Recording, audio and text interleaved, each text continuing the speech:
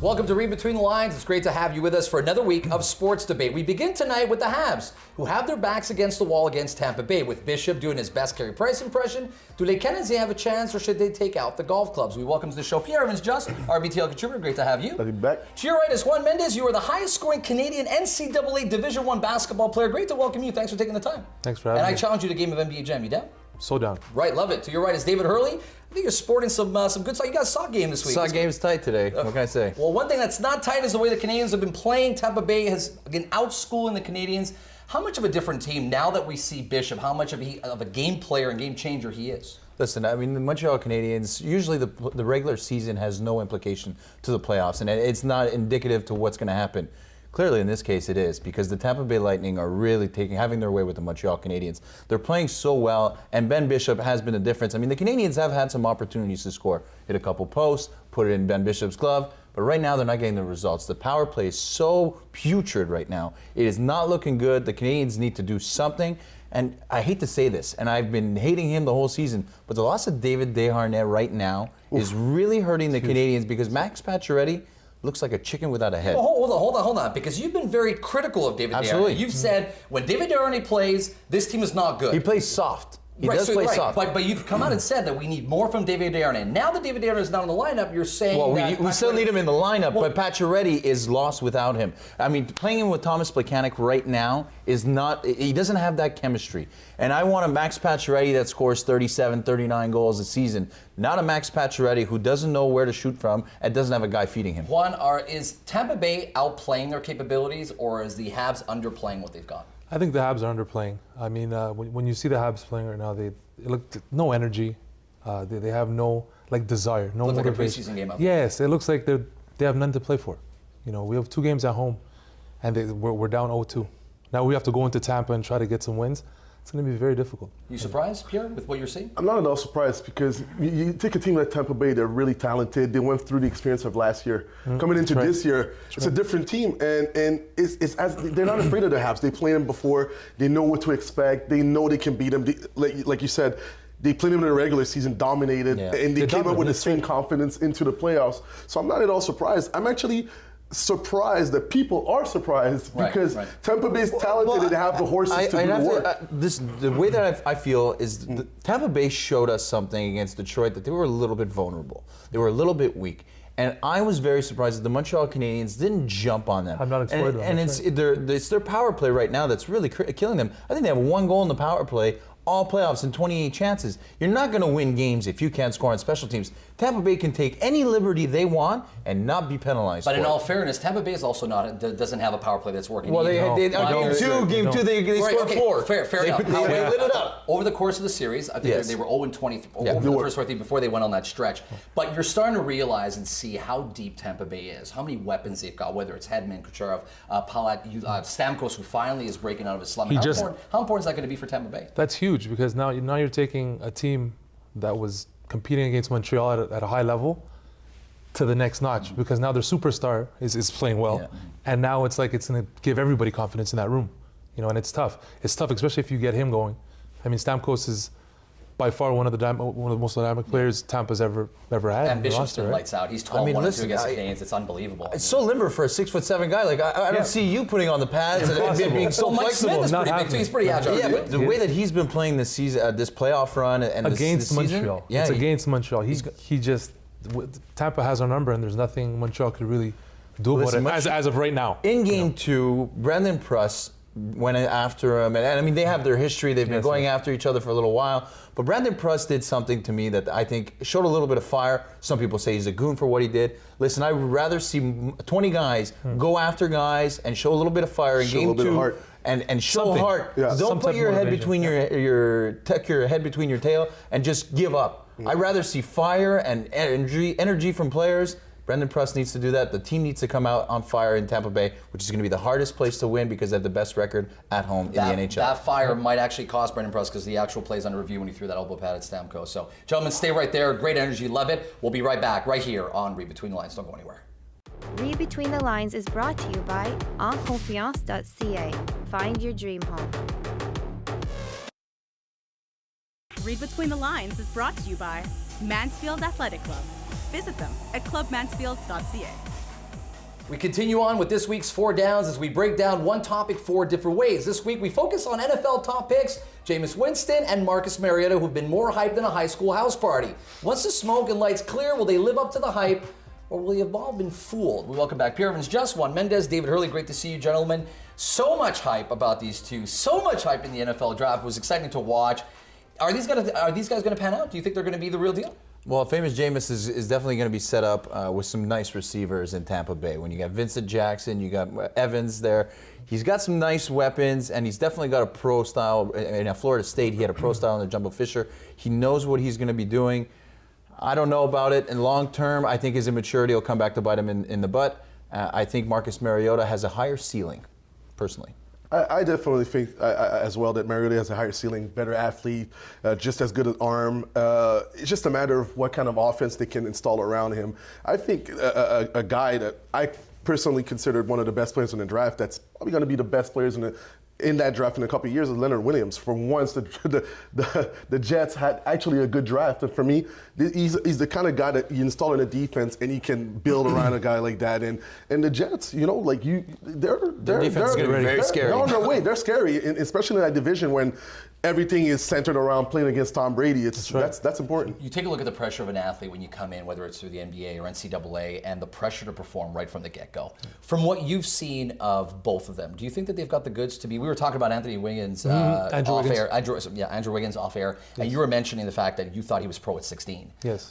Do you feel the same thing when you look at these two? Do you think that these guys are NFL ready, or is it going to take some growing pain? Time. I think it's growing pains for sure, because these guys, you have to understand, it's a whole totally different ballgame. You're coming from college, which it's slower, it's not as fast, not as big, and then they have the playbook.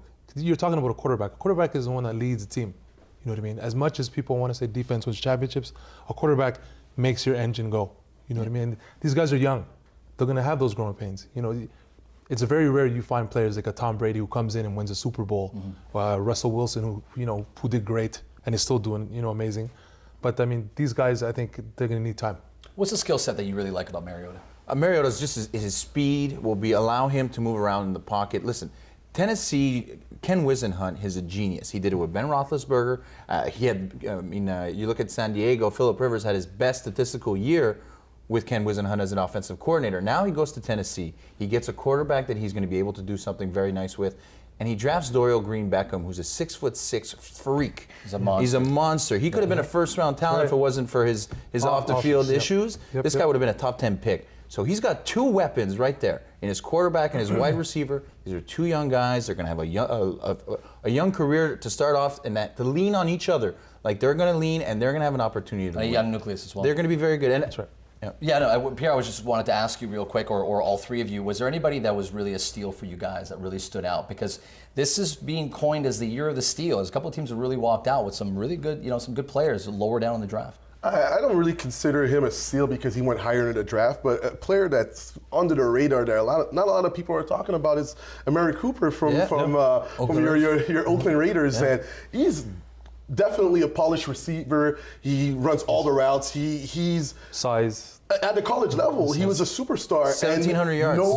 In the SEC. And nobody's talking about him. And for me, when you look at the Raiders, that's what they needed. And I don't understand why he wasn't a higher pick. For me, he definitely could have been top one. He's definitely I think he's the best offensive player in the draft right now. Yes. I think they're going to do very well. I think him and Derek Carr are going to be great.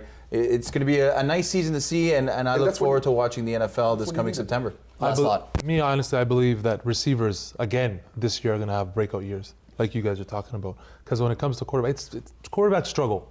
They have their periods where they struggle, but receivers, remember, they're freaks now. Yeah, they're not like back in the day where you get a receiver and it takes years for him to develop.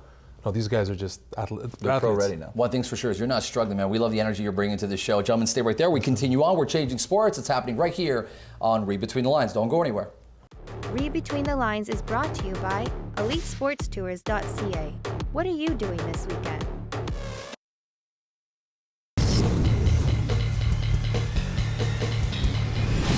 What a moment it was. 61,004 people crammed the Olympic Stadium to witness the biggest sporting event this city has ever seen since 1993. The impact left Montreal spellbound with their magic carpet ride to the CONCACAF Finals. Can they parlay that into an MLS contender, or was it just a flash in the pan? Welcome back, Pierre Evans Just, Juan Mendez, David Hurley.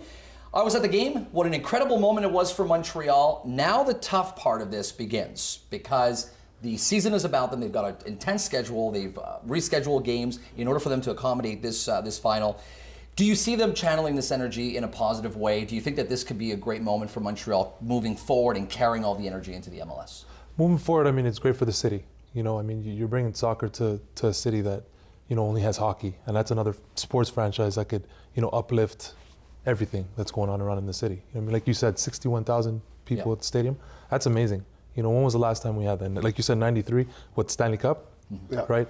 I mean, that's a credit to them, you know, and hopefully they could just carry that over. One of the big challenges as an athlete too, it would be to, you know, you fare well in a certain tournament, but then when it comes to your regular season, when it comes to playoffs, when it comes into, especially you see that in soccer, right? You see that interdivisional, and then all of a sudden they get the Champions League. It's a completely different team. Do you think that they can channel this? Do you think they're a pretender or a contender to bring this to MLS? This is really tough. This is really tough for me because I want to say they're a contender. Realistically, though, the more and more I look at the East, I'm going to have to start thinking they're going to be a pretender. I mean, Toronto is going to be so strong.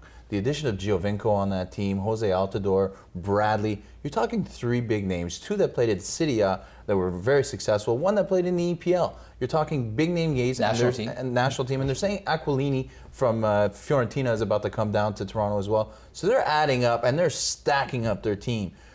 Last night we had the first leg of the CONCACAF, the Amway Canadian Champions between Toronto and Montreal, and you see there's a difference in class.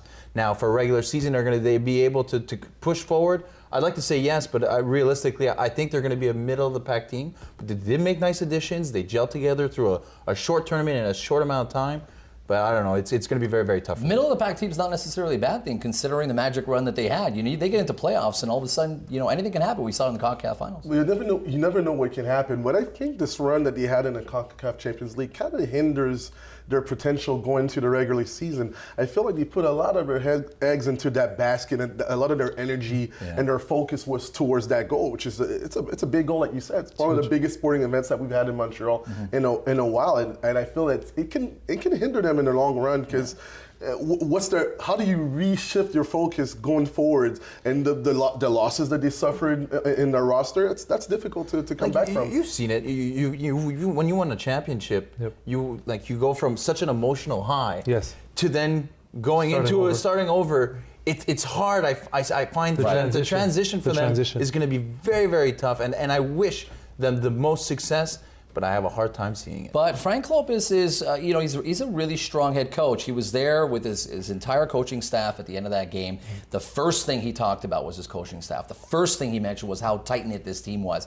Okay. And we had asked him a few questions, and we said, look, is there one team or one guy that's evolved really well? And he came back and said, look, this team is gelling as a whole. This team plays for each other. So you're right, it could be extremely difficult, but I mean, Frank Lopez has a great effect on these players as well. He's a pretty sharp guy too. Listen, for them to be last place in the MLS last season and to win the Amway Canadian Championship, to go undefeated in the group stage, their Cinderella story has brought, and this was before the roster. Now they made 12 roster changes going into the quarterfinals of the Champions League, and these guys gelled together within a 6-game span.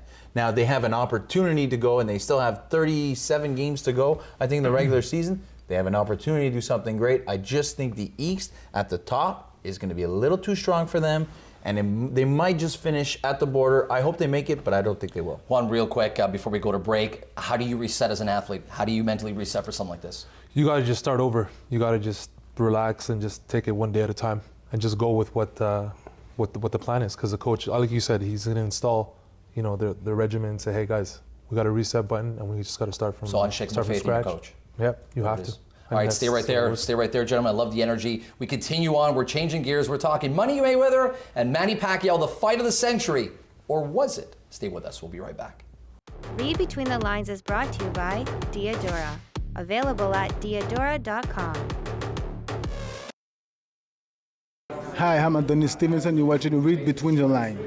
tonight, the who's who of celebrities were all in attendance for the fight of the century, at least on the hype front. This week we asked, was this fight a pretender or a contender to deliver what it set out to do? Welcome back, Pierre Evans-Just, Juan Mendez, David Hurley. Every single Hollywood actor was at that fight, and both these fighters made $138,000 per second combined for both these fighters. We know on the hype front, they delivered the goods. The fight could have been a paper, I think it was a paper snooze, to be honest with you. Your thoughts, initial thoughts of the fight? Well, it's all a matter of what he expected. We broke it down on the show, not to gloat, but I did pick Mayweather to win the fight. But come on now, it's just a matter of matchups. That's what we spoke about. And I just feel that Manny, at this stage of his career, I don't think he has quite the legs, the stamina. And Mayweather, he's a magician in there. He plays chess while you play checkers, and Pacquiao couldn't keep up. And it's really that simple. And if you know boxing, if you've watched the two fights, the two guys fight before, you kind of knew what to expect at the end of the day. And for me, it wasn't. Listen, fight of the century. It's still early in the century, so hopefully we have a better better ones. Yeah, we have time on our side, but for me, it wasn't. Anything caught your eye in particular about the fight? Were you disappointed? Be honest. I was disappointed. Were you disappointed with I was very disappointed, but I knew because you knew going in the fight that this is what was going to happen. He was going to play defense the whole fight, and there's no way he was going to lose that fight. So he was, like he said, played chess, playing checkers. I mean, he's a genius. I mean, people say he's the greatest fighter of all time, but hold your breath. I mean, you gotta really think of that. You know? Yeah, he's the best tactical fighter. That's why I think he comes exactly. in. I was hoping Freddie Roach was going to help him out and give Pacquiao the stamina and in the training and the coaching to find a way to beat Mayweather. But unfortunately, I thought his speed was going to be his biggest asset. Didn't work out that way. Didn't work out that way at all. And I mean, every time, for me to watch Mayweather on the ropes the whole fight and to be able to bounce around, and every time he was in the corner, it seemed like he was getting touched by a fly. He just put his arms up, nothing hit him. He outboxed him, he outclassed him, and there's a reason why he's 48-0, and I think he's going to be his 49-0 after he fights Amir Khan. I think that's his next fight. It was remarkable to see that the percentage of punches landed of all Mayweather's opponents on average was about 19%. Yeah. Pacquiao was at 13%. So it's way below the average fighter that Mayweather has gone up against. And on the flip side of that, Pacquiao's percentage of punches landed against his opponents was 44%. Exactly. Versus obviously with it's such a huge outclassing boxing is what it felt like. Were you surprised with Pacquiao's comments at the end saying the judges got it wrong? Well, come on. When you're when you're a competitor, and he's a competitor. I mean, he's a Hall of Famer. He lost a fight. Right, but understand that. Anybody would have seen that was. The judges didn't get it wrong. I mean, Max Kellerman actually said that, right? Max came out. And I feel bad for Max Kellerman. People are killing him on social media for stating the facts. But anybody that had a set of eyes that watched the fight know that Manny Pacquiao lost the fight. But him as a competitor, he thinks he won. But he knows deep down inside he lost the fight. And that's what else is he supposed to say? I think he was trying to set up a second fight more than anything. Maybe. When you get a payday like that, why wouldn't you set up a second fight? I'll take another $80 million, please. $200 million. You were going to say something. Like he was saying, I mean, you see Pacquiao. Pacquiao's never, like as an athlete, I'll never say, I don't like losing. Nobody likes losing, right? So he's going to deny it. And like he said, second fight, you never know. 4 years too late? 5 years too late? No, it'll be done in 2 years. No, but I'm saying this fight, this specific fight, was about 4 or 5 years too late. We weren't seeing to the best It was too late. fight. No, it wasn't. No. It wasn't at their prime, and you saw the. I mean, Pacquiao still had some speed, but he didn't have the power that he once had. Yeah. You know my thoughts about this whole power issue.